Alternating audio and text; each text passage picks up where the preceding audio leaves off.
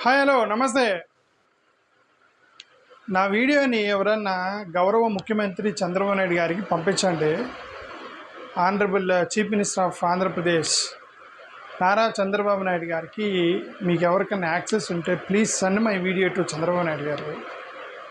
ఎందుకంటే ఒకవేళ నేను అదే చెప్తున్నాను. ఓకే, పాస్టర్ ప్రవీణ్ గారికి సంబంధించినటువంటి కేసులో మాత్రం రాజకీయ ఒత్తిడికి లొంగిపోయి ఒకవేళ కనుక కేసుని రాంగ్ డైరెక్షన్లో తీసుకొని పోయి ఒకవేళ కేసుని కనుక తప్పుదారి పట్టించి ఉంటే, ఇన్ కేస్ అలా పట్టించి ఉంటే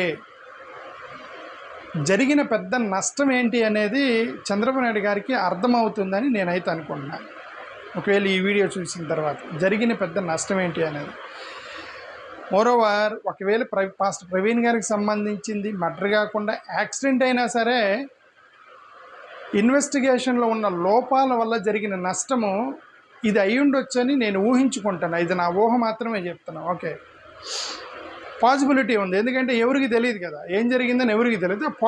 పాసిబిలిటీ ఉంది కాబట్టి నేను పాసిబిలిటీని ఎక్స్ప్లెయిన్ చేస్తున్నాను.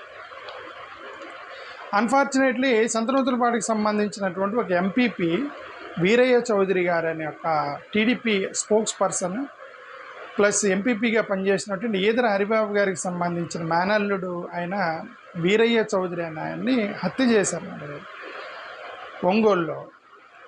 ఏది పబ్లిక్గా జనాలందరూ ఉన్నటువంటి మరీ అర్ధరాత్రి వెళ్ళి ఇళ్ళ మీద చేసిన హత్య కాదు అది.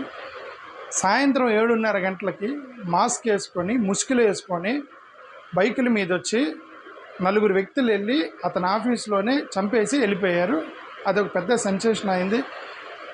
We pay our condolences to Veeraiah Chaudhary garu. ఎవరైతే ఆ యొక్క ఫ్యామిలీకి, వీరయ్య చౌదరి గారి ఫ్యామిలీకి I pay my deep condolences to them. నిందితుల్ని పోలీసులు త్వరగా పట్టుకోవాలని నేనైతే కోరుకుంటున్నా. ఆఫ్కోర్స్ హోమ్ మినిస్టర్ వెళ్ళారు, చీఫ్ మినిస్టర్ స్థాయిలో వాళ్ళు వెళ్ళారట. వాళ్ళు ఆర్డర్ ఇచ్చారట. పెద్ద ఇన్వెస్టిగేషన్ చేస్తారు. ఎందుకంటే టీడీపీ కార్యకర్త ప్లస్ టీడీపీ ఎంపీపీ, అది కూడా ఈదర హరిబాబు గారు మేనల్ని చంపేస్తే ఎలాగూ వాళ్ళ ప్రభుత్వం కాబట్టి వాళ్ళు ఎలాగూ సిన్సియర్గా ఇన్వెస్టిగేషన్ చేస్తారు, దాంట్లో పొరపాటు ఏం లేదు. కాకపోతే నేను ఏమనుకున్నానంటే ఆయన యొక్క హత్య ఎలా జరిగింది అని నేను చూస్తే నాకు ప్రవీణ్ గారికి సంబంధించిన కాంట్రవర్సీ గుర్తొచ్చింది నాకు. నేను పర్సనల్గా నా ఇమాజినేషన్ చెప్తున్నాను. ఈ కేసుకి సంబంధం లేదు. ఈ కేసు వేరు, ఆ కేసు వేరు. అది ఒక డైరెక్ట్గా మర్డర్ అయింది. ఇది యాక్సిడెంటా లేదా హత్య అనేటువంటి అనుమానాల మధ్య కొట్లాడుతూ ఉన్నారు. పోలీసులు యాక్సిడెంట్ అన్నారు. చాలామంది హత్య జరిగిందని చెప్పి అనుమానాలు వ్యక్తం చేశారు, నాతో సహా నేను అదే అనుమానం వ్యక్తం చేశాను. బట్ కాకపోతే ఏంటంటే investigation and fair investigation, convincing investigation యొక్క ఎవిడెన్సెస్ వాళ్ళు చూపించకపోవడం ద్వారా బాగా సోషల్ మీడియాలో చర్చ జరిగింది.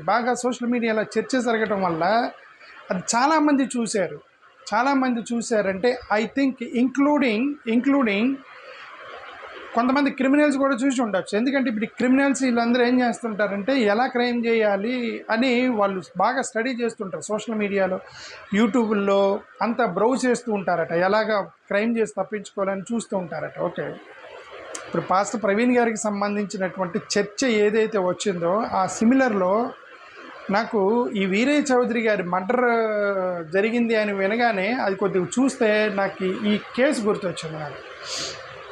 ఎందుకంటే ఇక్కడ చూడండి, ఇవన్నీ కామన్గా నాకు అనిపించాయి. ఒకటి, మాస్క్, బైక్, నైట్ వచ్చారు, ఒక్కడే ఉన్నప్పుడు ఏం చేశారు, ఇన్ఫార్మరు లేకుండా అది జరగదు, హైవే మీద పారిపోయారని చెప్పేసి నేను ఆ కేసు చదివాను. ఏది వీరయ్య చౌదరి గారు. ఒకటి మాస్క్, పాస్టర్ ప్రవీణ్ గారికి సంబంధించి ఇదిగో మాస్క్ ఉండటం వల్ల, మాస్క్ పెట్టుకుని హెల్మెట్ పెట్టుకోవటం వల్ల ఆయన గుర్తుపట్టలేకపోయారు. ఆయన కాదు అని ఆయన కాదని ఈ చర్చ బాగా జరిగింది. కాబట్టి ఇది కాపీ క్యాట్ క్రైమ్ అని ఒక సైకాలజీ ఉంటుంది. కాపీ క్యాట్ క్రైమ్ క్రిమినల్స్ వీళ్ళు ఏం చేస్తారంటే రీసెంట్గా సెన్సేషనల్ జరిగినటువంటి కేసుని బాగా స్టడీ చేసి ఎలా నిందితులు తప్పించుకున్నారనే దాని మీద వాళ్ళు ప్లాన్గా వెళ్తారట. ఎప్పుడో పాత క్రైములు చూడరు. ఎందుకంటే ఇప్పుడు టెక్నాలజీ పెరిగింది కాబట్టి రీసెంట్ క్రైమ్ ఏముంది, సెన్సేషనల్ క్రైమ్ ఏముంది, దాంట్లో పోలీసులు ఎలా ఇన్వెస్టిగేట్ చేశారు, ఎలా పట్టుకున్నారు, ఎలా నిందితులను పట్టుకుని, ఇవన్నీ బాగా స్టడీ చేస్తారు. నాకు తెలిసిన వరకు రీసెంట్గా ఆంధ్ర తెలంగాణలో అతి సెన్సేషనల్ కేసు దాని మీద సోషల్ మీడియాలో విపరీతంగా వీడియోలు సోషల్ మీడియాలో తిరిగింది పాస్టర్ ప్రవీణ్ గారికి సంబంధించిన కేసు. 100% ఈ యొక్క వీరయ్య చౌదరి గారిని చంపేసినటువంటి క్రిమినల్స్ ఎవరైతే ఉన్నారో వీళ్ళు పాస్టర్ ప్రవీణ్ గారికి సంబంధించిన ఎపిసోడ్ మొత్తం చూసి ఉండొచ్చు అని నేను ఊహించుకుంటున్నాను.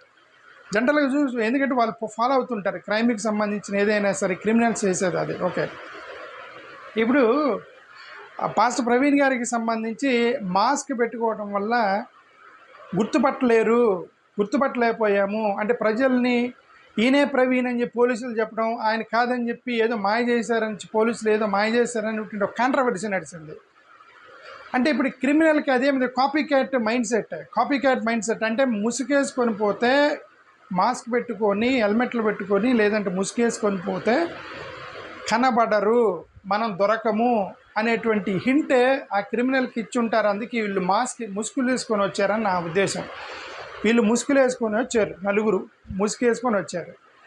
అదే కనుక ప్రవీణ్ కేసులో నువ్వు హెల్మెట్ పెట్టుకున్నా సరే నీ కనుబొమ్మలను బట్టి కన్నులను బట్టి మేము ఊహా చిత్రాలు గీస్తాము, క్రిమినల్ని వదిలేదు లేదని చెప్పి ఫెయిర్ అండ్ ట్రాన్స్పరెంట్గా ప్రవీణ్కి సంబంధించినటువంటి ఆ ఊహా చిత్రాలు గీసి ఇవన్నీ కూడా సాటిస్ఫాక్టరీ ఇన్వెస్టిగేషన్ చేసి ఉంటే, క్రైమ్ యాంగిల్ చేసి ఉంటే వీళ్ళు భయపడి ఉండేవాళ్ళు. అరే ముసుగేసుకున్నా సరే ఎక్కడో కంటిని బట్టో చెవుని బట్టో వాళ్ళు ఊహా చిత్రాలు గీస్తారు, మనల్ని పట్టుకుంటారు, బొమ్మలు కనుబొమ్మలు చెవు పుట్టుమచ్చలు మొత్తం కూడా చూస్తారు, పోలీసులతో జాగ్రత్తగా ఉండాలని క్రైమ్ దగ్గర ఉండేది.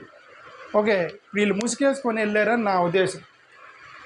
కాపీ క్యాట్ క్రైమ్ కనుక జరిగి ఉంటే ప్రవీణ్ కేసును కనుక ఫాలో అయ్యి అనుకుని ఉంటే వాళ్ళకి ఇది ఒక డ్రివెన్ మోటివేషన్ అయ్యి ఉండేది. దేనికి